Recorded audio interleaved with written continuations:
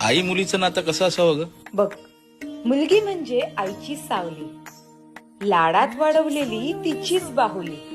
आईसारखं व्हावं असं वाटतं प्रत्येकीला, पण आईचं मागणं फक्त एवढंच की सर्व सुखे मिळावीत माझ्या लेकीला. मुलगी पिल्लू असते तर आई लक्ष ठेवणारी घार, या दोघींनाही असतो एकमेकींचा आधार.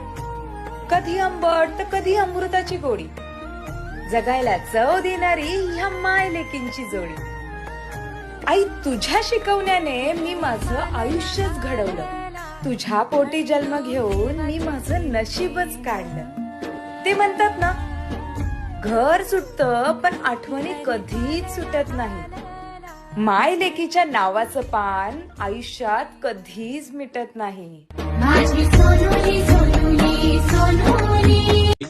आई मुलीचं नातं कसं असावं ग? बघ,